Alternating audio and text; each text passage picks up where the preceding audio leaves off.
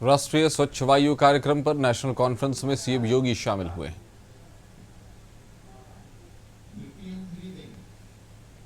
और मिट्टी के बर्तन का दाम उतना रखेंगे जो एक प्लास्टिक के कप, गिलास या प्लेट के बराबर उसकी कीमत हो पाएगी।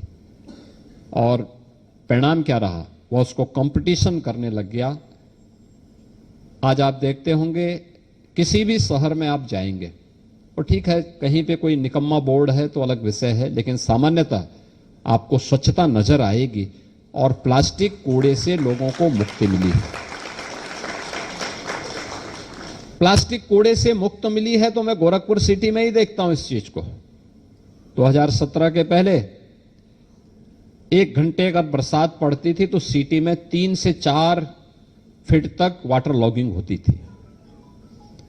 हमने 2017 में यहां के प्रशासन से कहा कि भाई देखो अपने ड्रेनेज सिस्टम को ठीक करो। इसके बाद 18 में थोड़ा प्रयास हुआ, अच्छे परिणाम आए।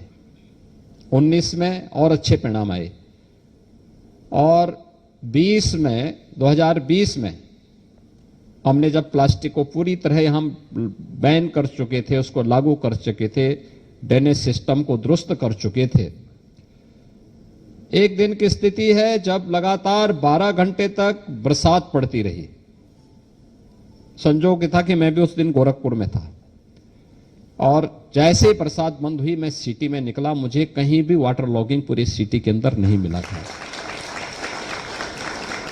अर्बन फ्लड और स्टॉर्म वाटर की समस्या का समाधान भी हमें उस दिन मिल गया कि इसका कारक भी कोई बाहरी नहीं है, वह कारक भी हमारी स्वयं का लोभ है, जो हम प्लास्टिक के कप, गिलास, प्लेट, सिंगल यूज प्लास्टिक का उपयोग करते हुए उसे फेंक देते हैं, वही उसका कारण बनता है, लोग तबाह होते हैं। ऐसे ही अन्य बहुत सारे कारण हैं जो एयर क्वालिटी को कहीं ना कहीं खराब करते थे। जिन कारकों को हम लोगों ने यहां पर देखा होगा, आपने देखा होगा एकला बंधे पर जो बायो रेमेडिएशन की पद्धति को अपना करके इन्होंने कूड़ा निस्तारण की व्यवस्था की है। ऐसे ही एनजीटी गोरखपुर नगर निगम पे बराबर फाइन करता था, और फाइन इस बात को लेकर करता था कि यहाँ का पूरा ड्रेनेज राप्ती नदी में गिरता था। मैंने इनको कहा, इन्होंने कहा एसटीपी लगाएंगे, 110 करोड़ रुपए का ये लोग प्रस्ताव भेजे थे। तो मैंने कहा एक लगता है एक आदत हो चुकी थी लोगों की कि कोई स्थानीय स्तर पर कोई प्रयास नहीं करेंगे।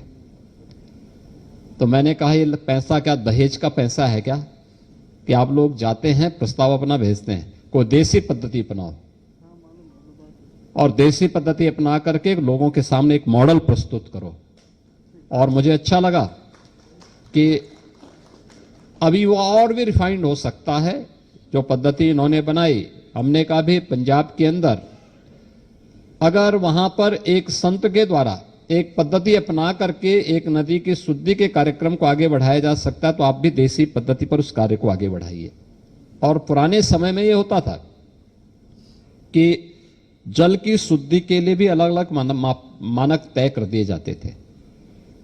यहां ईंट होता है, हमने कहा ईंट का झावा लगाइए, मोटा जो बोल्डर होते हैं उसको रखिए, उसके बाद दूसरा लेयर उसका दीजिए, तीसरा मोटी गिट्टी का दीजिए, चौथा बालू का दे दीजिए। और नगर निगम ने उस कार्य को आगे बढ़ाया। परिणाम क्या था, जो बीओडी लेवल, जो बीओडी पहले जो ड्रेनेज का था, वहां पर वाटर की जो क्वालिटी थी, जो बीओडी लेवल था 350 के आसपास था। लेकिन जब वही राप्ती नदी में इस प्रोसेस से जा रहा है तो वह 8 से 10 के बीच में अंत में चौथे स्टेज में उसको देख सकते हैं, क्लीन वाटर के रूप में आप उसको देख सकते हैं। खर्चा कुछ नहीं,